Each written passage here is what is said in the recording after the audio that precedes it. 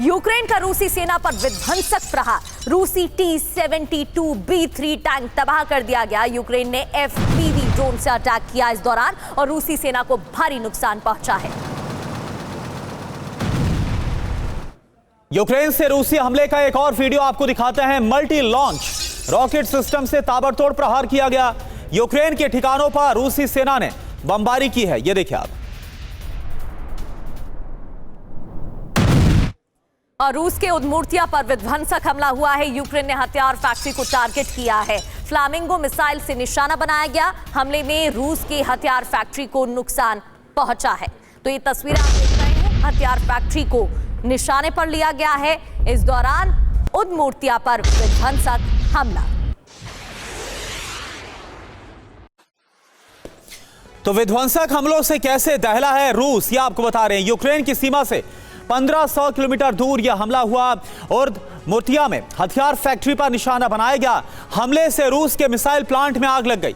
Ukraine की रणनीति क्या है? रूस के मिसाइल प्रोडक्शन को कमजोर करना, हथियार फैक्ट्री एनर्जी सिस्टम को तबाह करना। अब इसका असर क्या होगा? रूस में मिसाइल का प्रोडक्शन घटेगा, रूस की सैन्य ताकत कम होगी, यूक्रेन पर हमलों में कमी आएगी। और एक और बड़ी खबर, रूसी सेना पर यूक्रेन का विध्वंसक हमला। यूक्रेन ने रूसी सैन्य ठिकानों को टारगेट पर लिया। रूस के वेपन डिपो को भी निशाना बनाया गया। ये देखिए। और यूक्रेन की फौज का भी बड़ा हमला। रशिया के सैन्य पोस्ट पर विध्वंसक अटैक किया गया। भीषण बमबारी से भारी तबाही।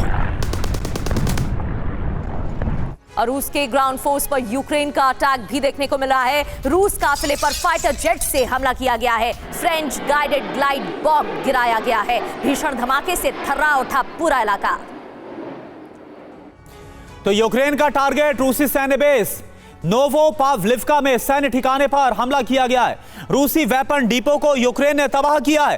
फ्रेंच गाइडेड ग्लाइड बम से ग्राउंड फोर्स पर हमला किया गया। अब बड़ी बात क्या है? यूक्रेन का हाई वैल्यू टारगेट पर अब फोकस है। सैन्य ठिकाने और वेपन डिपो पर हमला कर रहा है। अब इसका असर क्या होगा? हमलों से रूस की ताकत में कमी आएगी। रूसी सैनिकों में असुरक्षा की भावना और ज्यादा बढ़ेगी।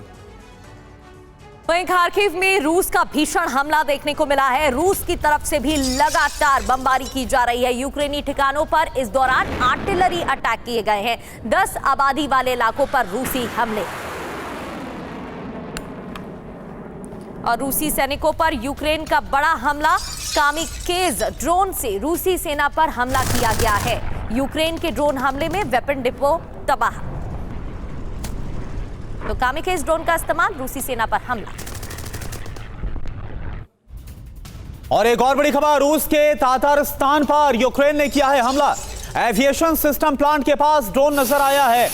तातारिस्तान में यूक्रेनी ड्रोन दिखने के बाद हड़कंप मच गया। यह देखिए आप। और वहीं पिछले 24 घंटों की बात करें तो पिछले 24 घंटों में रशिया पर विध्वंसक हमले देखने को मिले हैं। यूक्रेन ने कई ठिकानों को टारगेट किया है। यूक्रेनी हमलों में रशिया में भीषण तबाही मच गई है।